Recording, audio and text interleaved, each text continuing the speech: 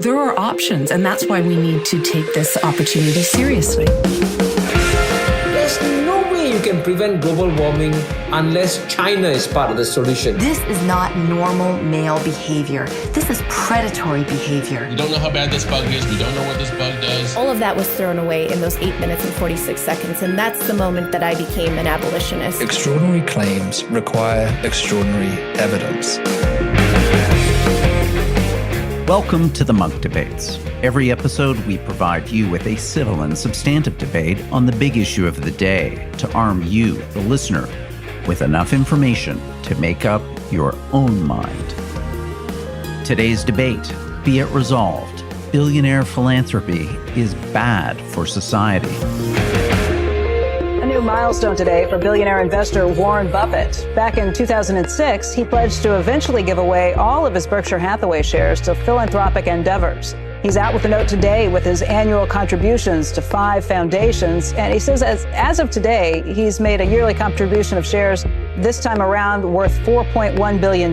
He says according to one recent estimate, the world has more than 2,000 billionaires. Many of them are being asked to give half of their fortunes to charity. The Giving Pledge was created by Bill Gates, his wife Melinda, and Warren Buffett. In a 60 Minutes interview, the founders say the super wealthy need to make a big commitment. We're going to turn now to a huge giveaway by Mackenzie Scott, the ex-wife of Amazon founder Jeff Bezos.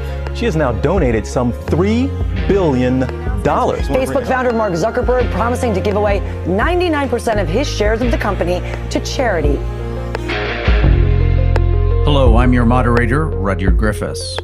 Philanthropy, the act of giving, the sharing of one's resources with humanity is one of our most basic universal traits as a species. But as economic inequality widens, the disparity between haves and have-nots, the act of philanthropy itself is coming under increased scrutiny. In just the last 18 months, billionaires around the world have increased their wealth by a staggering $1.2 trillion. Many, to their credit, have come forward and committed significant portions of their immense fortunes to serving the people most in need. But is any of this really making a difference? A growing movement of scholars, activists, and politicians believe that the time has come to call out these philanthropic efforts for what they are: expensive PR campaigns that valorize extreme wealth and perpetuate a status quo of crushing inequality. If billionaires wanted to help the world, they would push for higher taxes, a greater role for government in society, and a fairer division of the world's scarce resources. We live in this age in which the rich and powerful do everything they can to help, except to change the system atop which they stand, and often use philanthropy, weaponize philanthropy as a kind of anger management policy for populism, to douse those flames, as a way of laundering the reputations that they have sullied by harming society in the way they made their money, and as ways of actually increasing their political power and influence in this society through alleged acts of giving. Supporters of billionaire philanthropy counter that these arguments are simplistic and ill-informed. Citizens should be angry at governments for letting the urgent problems facing society fester for generations. It's billionaire donors, not governments, who are stepping up with creative solutions to some of the world's biggest global challenges. In our time, billionaire philanthropy is creating tangible benefits for millions of people around the world by addressing urgent public health crises, environmental degradation, and pushing for accountability on behalf of all donors. The world is a better place thanks to billionaire philanthropy, and we all benefit from their charity. And when you're lucky enough to have substantial wealth, what are the possibilities? You can build a pyramid. You can have 400 people fan you. And there's kind of a limit to consumption. And so then you have to say, what do you feel? What are you affiliated to? What really counts for you? If you feel like you're a citizen of the world and you want to help all of humanity, then you think, where is the greatest injustice? On this installment of the Munk Debates, we challenge the essence of these arguments by debating the motion, be it resolved, billionaire philanthropy is bad for society. Arguing for the motion is Rob Reich, the director of Stanford's McCoy Center in Ethics and Society, co-founder of Stanford's Center on Philanthropy and Civil Society, and author of Just Giving: Why Philanthropy is Failing Democracy and How It Can Do Better. Arguing against the motion is Beth Breeze, the director of the Center for Philanthropy at the University of Kent in the United Kingdom, and author of the upcoming book In Defense of Philanthropy, due out this November. Rob, Beth, welcome to the Munk Debates. Wonderful to be here. Good to be here. I'm really looking forward to this conversation. Philanthropy is, for better or worse, a place where I've spent a lot of my adult professional career. And I think, like many people, I have at times conflicting and unsettled views about philanthropy and its role in society. So to have the opportunity personally to connect with two people who've thought long and hard about this issue is just very meaningful to me. And I know our audience similarly is going to be fascinated by this debate and this conversation. Our resolution today: be it resolved, billionaire philanthropy is bad for society. Rob, you're arguing in favor of the motion, so we're going to put a couple minutes on our proverbial show clock and turn the program over to you. Thanks so much. I'm a philosopher by training, so I'm not going to get into the nitty-gritty details, but rather operate at 35,000 feet. And I want to argue that billionaire philanthropy is indeed bad for society. Now, let's start with the obvious, which is that philanthropy has a positive connotation to it. The idea, the root of the word is love of humanity. Philanthropy, the donating of one's resources or time for the benefit of other people. Nothing possibly sounds bad about that. So there seems a special burden to claim that billionaire philanthropy would be bad for society. And I want to offer you three separate reasons why this is so. Reason number one. Big philanthropy by billionaires, is almost definitionally in tension with democratic societies. Democratic societies prize the political equality of all citizens and the collective shaping of our lives together. Billionaire philanthropy inserts the voices and preferences of the wealthy, amplifies them to large scale to help them and them alone determine the shape of our collective well-being. Big philanthropy is the direction of private resources to some public benefit. It's therefore an exercise of power by the wealthy. Anywhere in a democratic society that concentrated power exists, it deserves our scrutiny, not our default gratitude. And when we direct scrutiny at the practice of billionaire philanthropy, we discover that in society after society, billionaire philanthropy is an exercise of almost entirely unaccountable power. Unaccountable power that is low in transparency, that is set up for the billionaire's preferences alone to determine what happens with the money. Billionaire philanthropy often lasts beyond the life of the donor. It's set up in many places to be perpetual, which is to say the preferences of the donor extend from the grave to strangle the choices of current and future generations. And finally, billionaire philanthropy is lavishly tax advantaged, although, of course, those rules differ from Canada to the UK to the US. So we have a circumstance in which billionaire philanthropy is a concentrated exercise of power by the wealthy to undermine the ordinary arrangements of democracy, to put billionaires in charge of our collective affairs rather than citizens. Thank you, Rob. A stirring opening statement, a lot for us to dig into there. So appreciate how you're setting out your arguments and ideas. Beth, your opportunity now, a couple minutes on the clock. Give us your key points. You're arguing against our motion today. Be it resolved, billionaire philanthropy is bad for society. Thank you, Rudyard, and thank you, Rob, for setting out your stall. So we're here to discuss if billionaire philanthropy is bad for society or not. So I thought it might be a good idea to begin with a few things that I think are bad for society. Hunger is widespread and causes the death of a child every 10 seconds somewhere in the world. Billions of people don't have safe drinking water or basic sanitation. The whole world is facing a climate crisis and we're edging ever closer to the point of no return. It's also bad that more than half of the global population faces daily injustice because of their gender, their race, their sexuality, their physical abilities. And we're still coping with a global pandemic that's pushed back a lot of progress that had been made on these issues.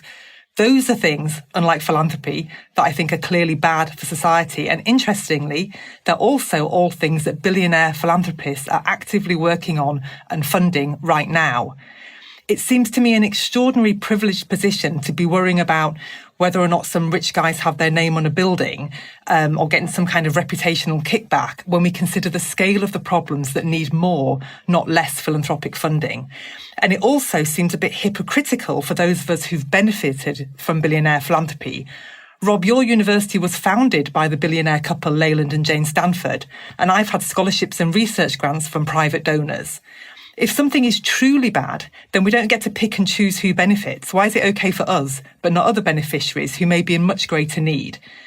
If critics don't walk the talk, then it's just cheap talk, isn't it? But it's cheap talk that's going down very well with a receptive public who are fed up of elites and are looking for someone to blame. But it's a simple, populist explanation that places all of the consequences of what I see as government failure, like inadequate regulation, failure to levy fair taxes, failure to provide decent public services, and somehow makes that the fault of the minority of the very rich who do give, whilst overlooking the vast majority of billionaires who don't give.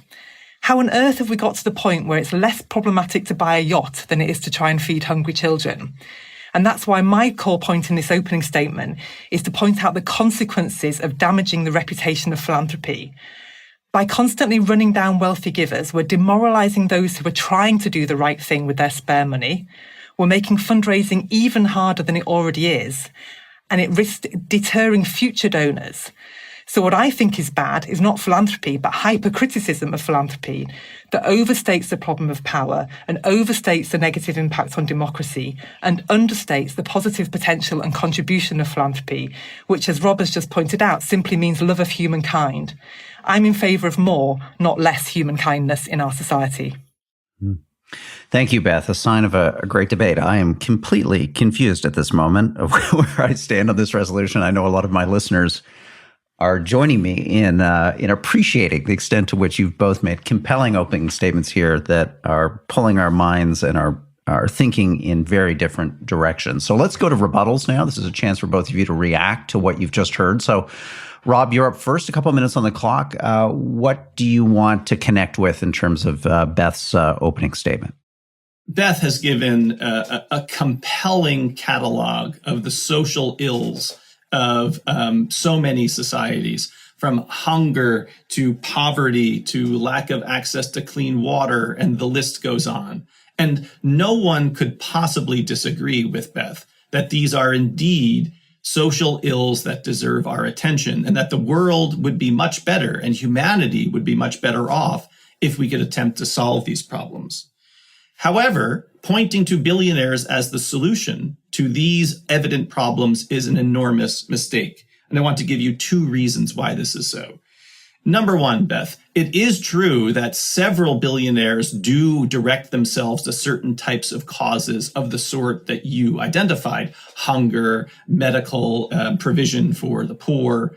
But so many billionaires are obsessed with what you might call their idiosyncratic passion projects, blasting themselves, for example, into outer space, rather than directing themselves here at the ills on Earth.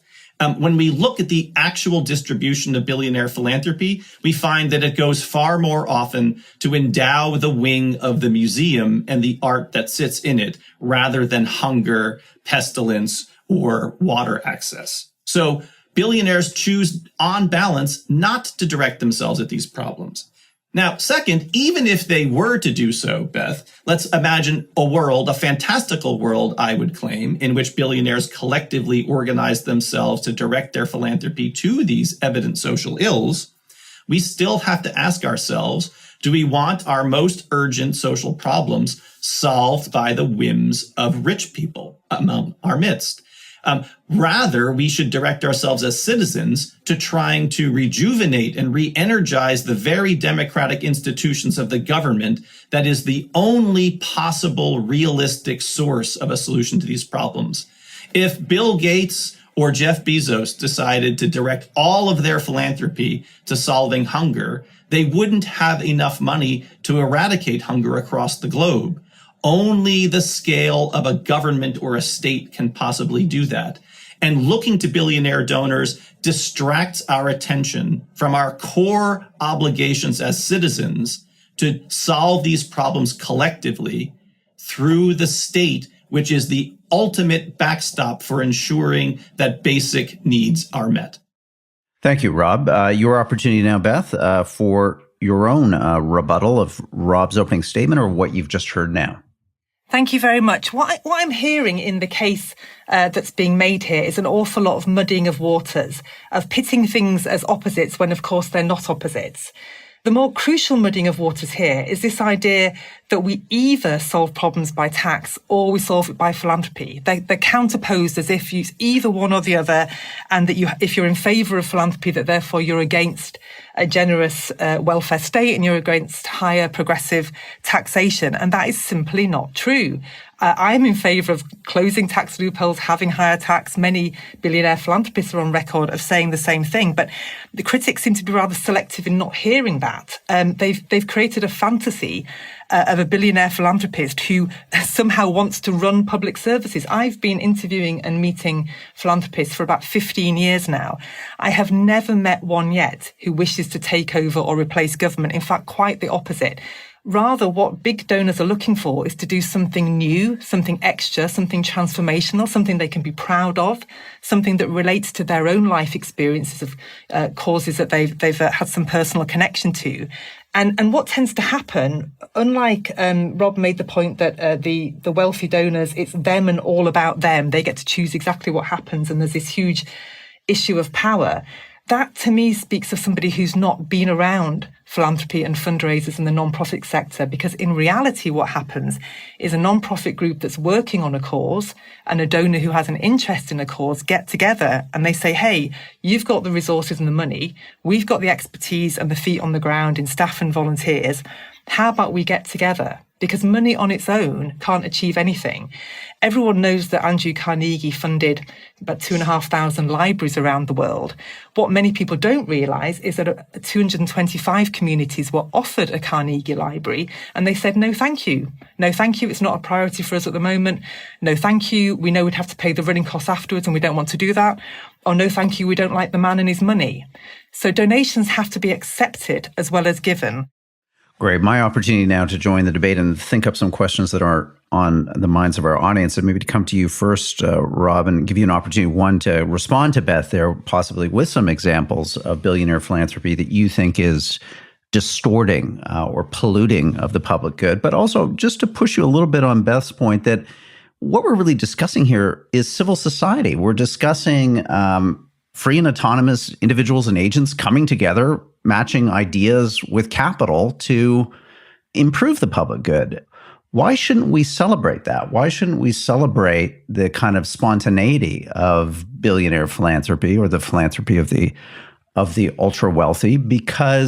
Precisely because it is so connected with the immediate, diverse, and complex needs of society. Yes, there's a role for government, but let's do this also. We can walk and chew gum at the same time. There's a sense in which billionaire philanthropy is indeed meant to replace or displace the activity of government. I see that from problem after problem after problem, this idea that government is inefficient, it's dysfunctional, let the smarter sector, the people with the business success, now take over some of the solution. And so I don't see that as an activity in which citizen voices are lifted up in civil society, but rather as an exaltation of billionaires' preferences and their distinctive expertise, alleged expertise, in problem solving. Last thing I guess I want to ask you, Rudyard, about what you said about civil society and a kind of, there's always a dance that goes on, the person with the money and then the nonprofit with the ability to say yes or to say no in taking the money.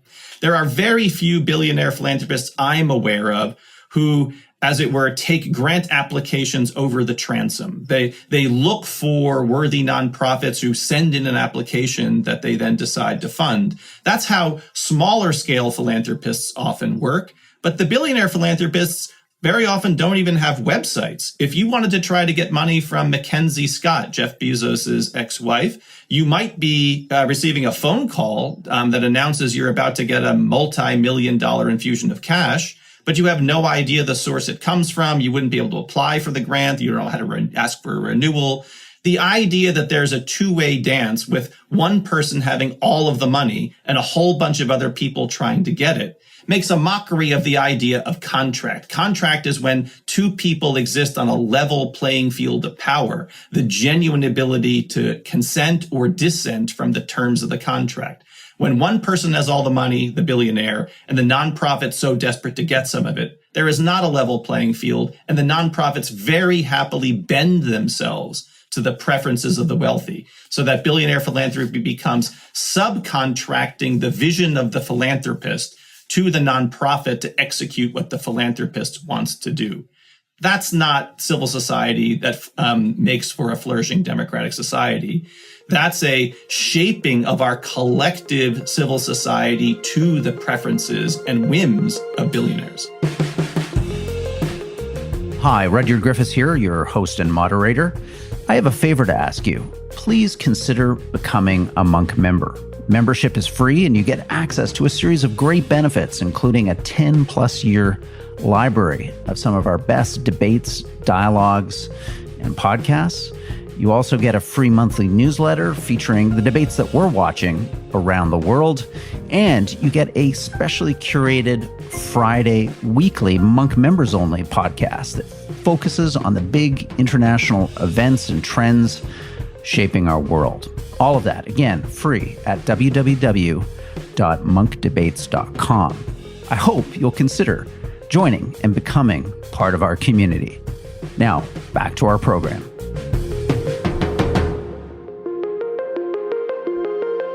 So let's go a bit deeper on this, because I think this is an issue that I've agonized over a bit, personally, having had a career in part in philanthropy, Beth. And it's that governments here in the West, Canada, the UK, the United States, we assemble ourselves as equal citizens in a democracy that elect governments who then spend society's resources for better or worse, but on the basis that they are democratically elected and democratically accountable. With billionaire philanthropy, we're going in a very, very different direction, are we not? Where that accountability goes away. And it really, as Rob characterizes, it is about the preferences of an elite select group of people who, outside of their philanthropy, have immense power in society simply by virtue of their wealth, the businesses they own.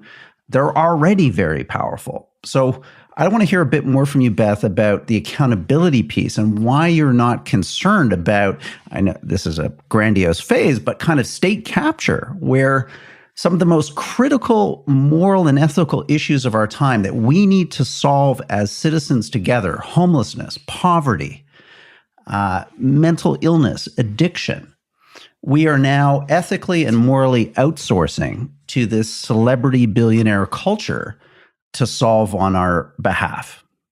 So that's that proposition is yet another one that I hear quite often, which I still fail to see the lack of evidence for. Let's think about who's influential in society at the moment. When they speak, people listen. They get invited to governmental meetings. They have a very popular following. I'm thinking of people like Greta Thunberg. She's not elected. She does a wonderful job. We're so delighted that someone like that has had the bravery to campaign and to have their voice heard. But the holding influence outside of elected politics is not a unique feature of philanthropy. Martin Luther King wasn't elected. Gandhi wasn't elected. Celebrities from the sports world, music world that people admire and follow and listen to are not elected. The royal family are not elected. It's again placing all the blame for something that we worry about, who should have influence, and deciding that only philanthropies, uniquely philanthropies, have this problem, and let's blame them for it. I think it's also hard to point to many billionaire philanthropists who do have this power. And Rob spoke about this huge reputational sort of boost that big donors get from giving. I don't see it, Rob. I see a huge amount of criticism of billionaire philanthropists. I see almost no criticism of non-giving billionaires, but I see an awful lot of giving billionaires. And the ones I interview and talk to say things like, we just have to accept from the outset that what we try to do will be rubbished.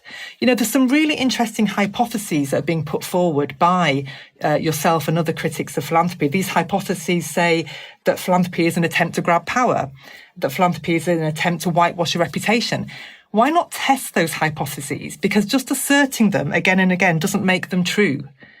We need to collect data, find out what else is going on. I've been interviewing philanthropists and they talk about their motivations being gratitude for a good life, for things they've benefited from their country or from particular institutions like universities and hospitals. They talk about empathy, compassion. They talk about religious convictions. They talk about duty. Your own institution, Rob, Stanford, was founded because Leyland and Jane Stanford lost their son to illness when he was about 14, I believe. They channeled their grief into creating an institution so that all the children of California could benefit from them. John D. Rockefeller set up the Rockefeller Medical Institute after his grandson Jack died of scarlet fever when he was just a baby. And that Rockefeller Institute has since done huge amounts of good in terms of tackling some of the main diseases, created 26 Nobel Prize winners and so on. This is data, this is evidence. Just imagining that they're doing it to launder their reputations or doing it to grab power or to have influence, I think that these hypotheses need testing. Mm-hmm.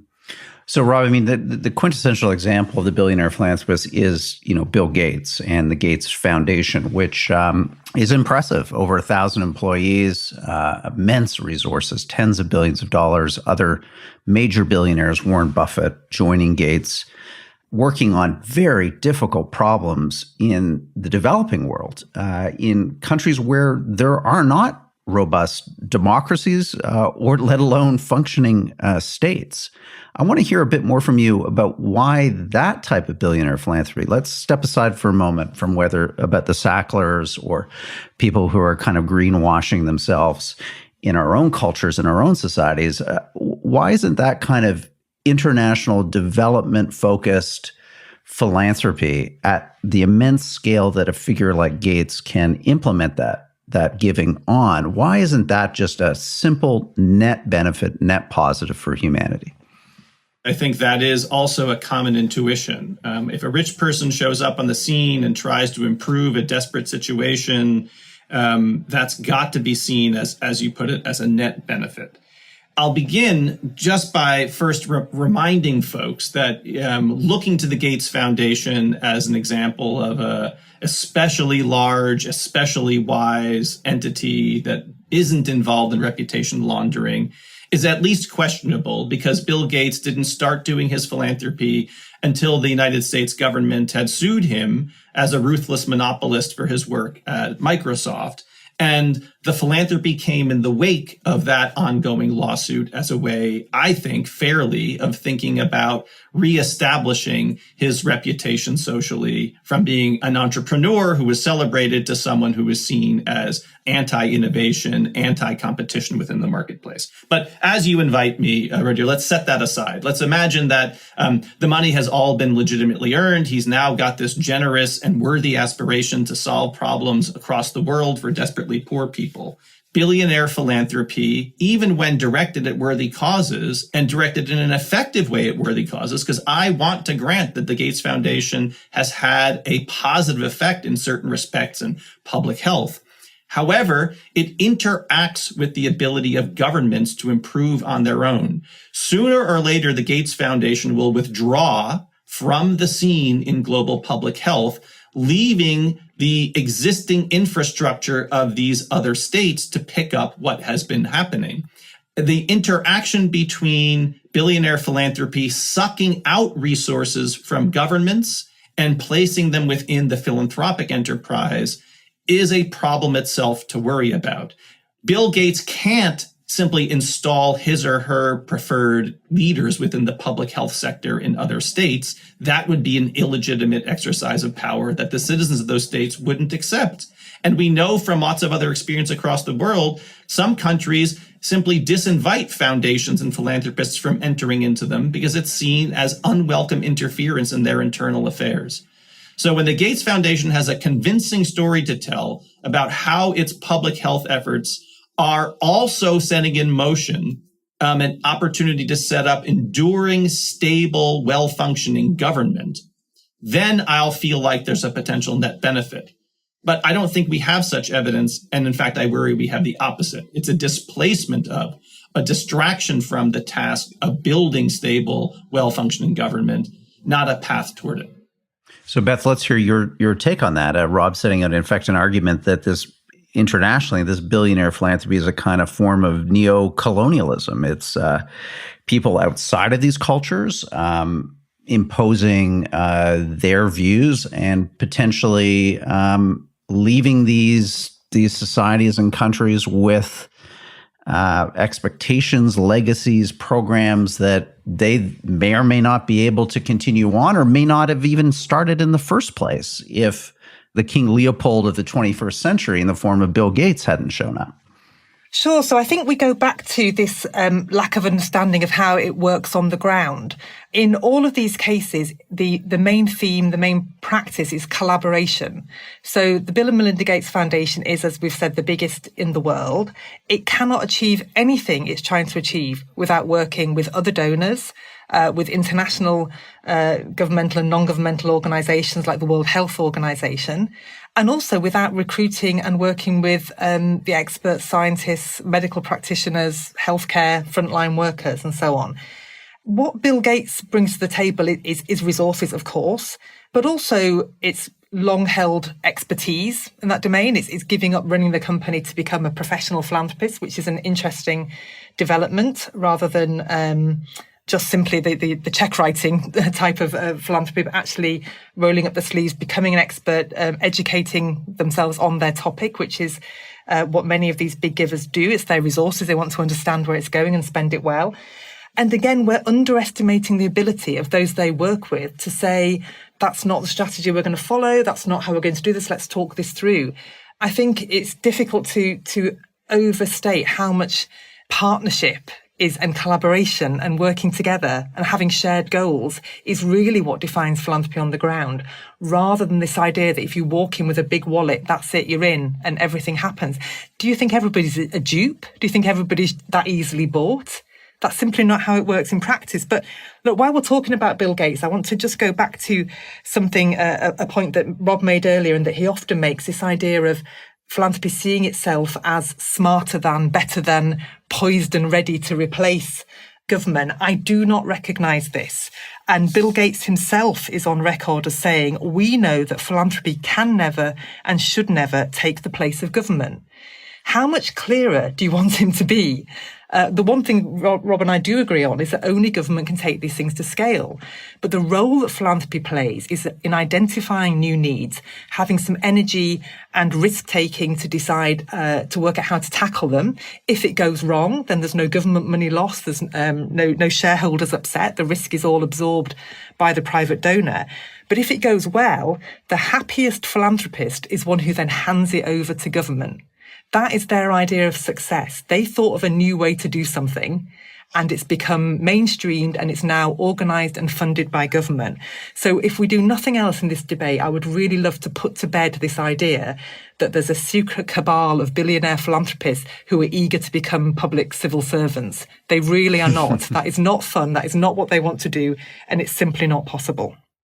If it were true that billionaire philanthropists on the whole saw themselves as operating in the model Beth just described, piloting experimental programs or projects for social, problem solving, which, if successful, are then happily handed off to government to scale up, I might be inclined to say billionaire philanthropy operating in that mode is a net benefit for society. But as Beth suggests, the test has to be what actually happens in practice. And Even the Gates Foundation, which I will concede is one of the better run, more interesting, more long range outfits in the world, still, I think we can point to various problems. Let's go back to something that's very urgent right now, the COVID-19 pandemic. And the Gates Foundation, as Beth said, had been early on the scene before the pandemic had begun to call attention to, the worries about what a pandemic could cause across the world and to be prepared for it. They had hired experts. They had genuine knowledge about how to think about the pandemic. And then once it arrived, how to confront it. And when Bill Gates was presented with questions about whether or not the vaccines that he had helped to champion should be open sourced so that the intellectual property would not be owned by private pharmaceutical companies, he rejected that idea, keeping in place the very idea that private companies should profit, as it were, off confronting the pandemic. I see that as symptomatic of the business person's mentality taken out of the marketplace, installed into philanthropy as a do-gooder, preserving the background system that's part of the problem. And then we should look at the rest of philanthropists and what they're doing. And I have to just disagree with Beth that they are not the kind of people who are looking for opportunities to test out pilot projects and happily, gladly hand them off to government to scale them, but rather are denigrating government, complaining about its inefficiencies and dysfunction, and pointing to themselves as superior problem solvers. We could go through a bunch of examples if it were useful, but rather than seeing this virtuous sort of path or dynamic of philanthropic experimentation handed off when successful to government, I see the reverse dynamic. I see philanthropists trying to take the place of government, and the space sort of charades of our billionaires are just a good example of that. The exploration of space was once the activity of governments, funded collectively with the pride of citizens seeing a competition on the global stage between countries to get to the moon or get into space. And now it's a contest between elderly billionaires to blast themselves into orbit. I don't see that as progress at all. Let's, before we go to closing statements, let's talk a little bit about possible solutions or changes that both of you would like to see in philanthropy, because I think I've heard from both of you that you agree that fundamentally philanthropy, love of our fellow human being, is a civic virtue, and it's something we need more of, not less, in society. So, Beth, do you have a prescription, an idea as to how, I guess in your view, maybe it's a question of optimizing, not eradicating billionaire philanthropy? What's your take on that? That's absolutely right. I see philanthropy as improvable and not illegitimate. And I think that's a really important distinction. And I think the critics don't need to actually explicitly say it's illegitimate. They can just treat it as illegitimate by the language they use, by the assertions they make. And as I say, that demoralizes and deters donors. But I think a very different take is to have constructive critique that tries to improve philanthropy. Because look, nobody thinks that philanthropy is perfect. How on earth could it be when it involves fallible human beings? It's been an extremely one-sided debate for quite a long time. So yes, to your question, Rudyard, of course, philanthropy is improvable. And something else that people who are not in the sector, Rob said earlier that he comes at this as a political philosopher. Well, my training is in anthropology, and I now work in a sociology and social policy department. We tend to get our data and do our research by more participative methods. By, rolling up our sleeves and getting involved with the communities we want to study, being part of their activities, interviewing them, surveying them, and so on. And I could spend my entire time attending conferences on how to improve philanthropy and do it better. I could spend my entire time speaking to foundation staff, as well as actually donors who want to learn. Donors pay a lot of money to learn how to become a better philanthropist. There is an absolutely endless array of training, books, efforts, magazines, articles. How can we give better? How can we work better with the non-profit sector? Which seems to have completely passed by the critics. I would also love to know, Rob, I've been reading your work for many years. We all appreciate your scholarship. My students enjoy reading your work. But I think it was 2005 when you first started to critique philanthropy. 16 years later, what improvements do you see? Do you see the developments that I'm seeing in terms of participatory philanthropy, trust-based philanthropy, core funding, trying to reduce the burden on grantees. What do you see as the ways in which philanthropy is improving? Terrific. Well, Beth, thanks a lot for the question. And you mentioned that the first thing I wrote was in 2005, and maybe it's worth sharing because this is itself an answer to your other question about the kind of philanthropist who wants to, as it were, replace the state or aims to act in a smarter way.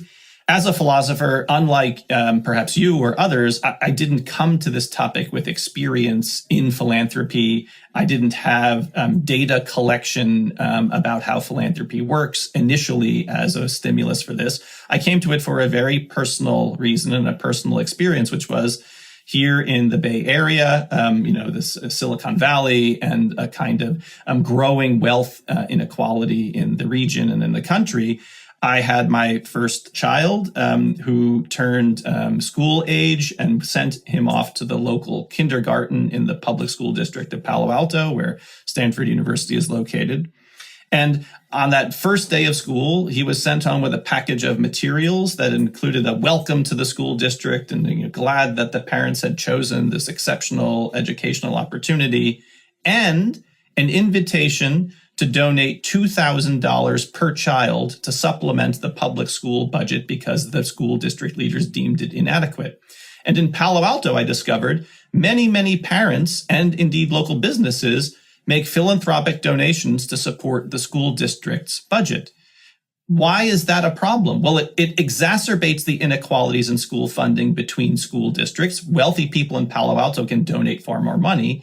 And it bypasses as well the core source of the problem, which is the school finance system in Sacramento or wherever it happens to be generated as a public budget. Wealthy people are substituting their actions as donors and calling themselves civic benefactors instead of taking heed of the core source of the problem, which is the public school finance issue. That's just one example, and that got me launched into this entire topic. I want to ask you reciprocally, Beth, if I may, a question, which is perhaps we can agree that when we wonder about billionaire philanthropy, the problem is less about philanthropy, because I agree with you, it's improvable, but it's more about billionaires. In other words, if the philanthropy we had was done by people with relatively less power than the billionaire has, if it was done by ordinary donors like you or me, casting their dollars and their volunteer time into civil society, I would indeed find that an enriching and democratically enhancing activity.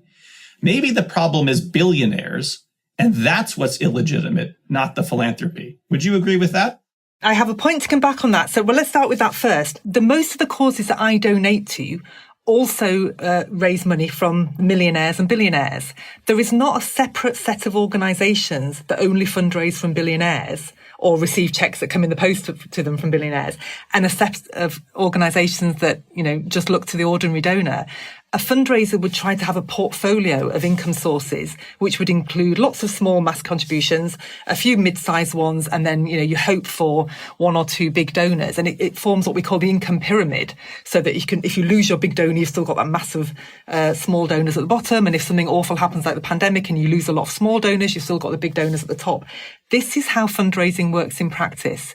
Big donors and small donors collaborate and work together because on the whole, they care about the same things. Cancer. Rich people and non-rich people get cancer. So every year, the cancer charities are the most successful fundraising charities. Rich people and poor people care about hunger and poverty and lack of clean water in poorer countries. So every year, that's another of the top causes for both rich and poor. So perhaps I can reassure you that in reality, much of what you worry about is maybe not actually happening, and that billionaires and ordinary donors do work together. But I do want to go back to your school example, because it's such a good example that you've used over the years. And the more I've thought about it, I think it's helped me work out where I differ from you. What you present as philanthropic failure looks an awful lot like government failure to me. And you just said then that what's happening is a bypassing of the core problem, which is insufficient public school finance. That's the problem in the US. In the UK, the way we fund schools is not from local property taxes. It's done at a higher level so that you don't get this crazy situation in the beginning when poorer areas with kids who may have more problems have less money to fund them. We redistribute funding according to need. And if you have a school with particular amounts of poorer kids measured by parental income, they get a top up, they get the pupil premium, an extra amount of money. That's how civilized societies run their tax system. First of all, we pay more tax in the first place. And secondly, we allocate on the basis of need, not by some arbitrary, do you live in a rich area or a poor area? We do still do a bit of fundraising in UK schools, but it's a matter of a few pounds here or there. It's not in the thousands of pounds. So what I don't understand is why people put so much energy into talking about philanthropy problems when clearly the problem is systemic government levying of taxes and spending of taxes. I'm genuinely confused by that the heart of the problem lies with government, not with private donors who are maybe trying to sort out the problems that are there, but didn't create them in the first place.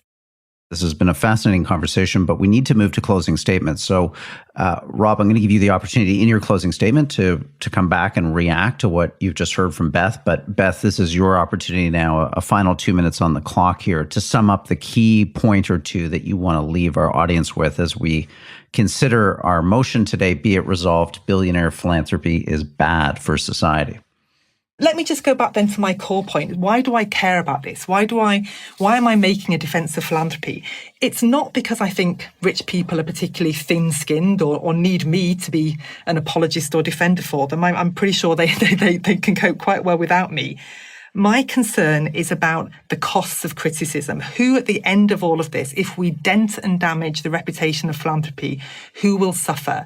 And I see it from my own practice in the sector and from my relationships in the sector that we are making it harder and harder for people to raise money because people are not wanting to, do not see being philanthropic as an aspirational thing to do with their money. It seems like too much grief. They worry about getting it wrong. They think they're going to get shot down in flames as a tax dodger or an egotist or a reputation washer. And so frankly, it's just a lot easier. There's only three things you can do with money. You can either spend it on yourself, you can hand it on to your kids, or you can give it away. And we're making the last of those three options less and less appealing. And I really struggle to understand why that's a good use of our time. So in conclusion, I think it's unarguable that philanthropy is a force for good. If you're the parent of one of those millions of children who's only alive today because of philanthropically funded vaccines, medicines and healthcare, it's also obviously life-enhancing in less dramatic situations if you're at the theatre or in an art gallery or a sports facility that's funded by private donors. Philanthropy saves lives, it extends lives, and it improves lives. And if some people choose to use their money to help others, then we can acknowledge that they didn't have to do that, and we can certainly praise and thank them. We're going to give the last word in this debate, be it resolved, billionaire philanthropy is bad for society, to you, Rob. So in a couple minutes, what are the key points that you want to leave our listeners with? Well, thank you for the opportunity. And Beth, you make a number of extremely persuasive points. And one of the things you say, which I want to agree with and yet celebrate, is that we now are living in an age in which directing scrutiny and criticism at billionaire philanthropists is more common. A generation ago, Bill and Melinda Gates, along with Bono, appeared on the cover of Time magazine of the People of the Year for their efforts to act philanthropically on the world stage. It's typical for names to be adorned on buildings and for people to know and understand the lives of long dead people, not for their business prowess, but for their philanthropic activity. In other words, we've lived through a long period of default civic celebration and gratitude towards donors rather than scrutiny. And because billionaire philanthropy is an exercise of power over the rest of us, it deserves our scrutiny and indeed our criticism in order to try to improve it. So I celebrate this age of scrutiny and critique, journalists who try to cover the activity of philanthropists just as they do corporate activity and political activity. It's another source of power in society, and it deserves investigative critique, not de facto celebration and gratitude. Now, let me conclude by reminding the listeners that we're arguing about whether, on balance, billionaire philanthropy is bad for society. And having agreed with Beth already that, of course, philanthropy is improvable in certain respects, I want to remind everyone who's listening that we should direct our attention to the total practice of billionaire philanthropy rather than talking about any particularly individual or virtuous donor. all of us will be able to point to examples of billionaires whose philanthropic projects we celebrate and we see good in. And we also, if we paid more attention, would find donors whose projects we disagreed with and thought subtracted from the social good. So I invite us all to think about the aggregate practice of billionaire philanthropy, to look at the system rather than the individual, to do away with inquiring about the intentions of the donor, and to think about the incentive structure of the overall system. And when we look there, I think we can only conclude that billionaire philanthropy undermines the well-being of a democratic society, erects the philanthropist as a problem solver over the work of ourselves as collective citizens, and on top of it, does so very frequently at taxpayer expense. Billionaire philanthropy is not the exercise of the liberty of the rich person to decide what to do with his or her wealth. Billionaire philanthropy is the generously tax-advantaged subsidization of the preferences of the billionaire to substitute for those of citizens and elected officials. On balance, I think we have to direct criticism and scrutiny at billionaire philanthropy and change the basic system in which it operates. Change our tax system in order to collect more taxes and to remove many of the tax advantages that attach to philanthropy. Get rid of the default extension of perpetuity so that philanthropic projects last beyond the death of the donor. Change the transparency requirements of philanthropy that allows it mostly to operate in the dark, and insist that where philanthropy exists, there's far more information about the philanthropist so that we as citizens and journalists can scrutinize those projects. When we change the system, perhaps it will be the case that big philanthropy is good for society. But at the moment, we have to conclude that it's bad. Thank you, Rob, and thank you, Beth, for a terrific debate. So many important issues that we've explored. I'm coming away from this conversation edified and informed in a way that it's going to cause me to do some thinking about the nature of philanthropy in my own life and in society. So mission accomplished. Appreciate the civility and substance that you both brought to this debate. On behalf of the Munk Debates community, thank you for coming on the program.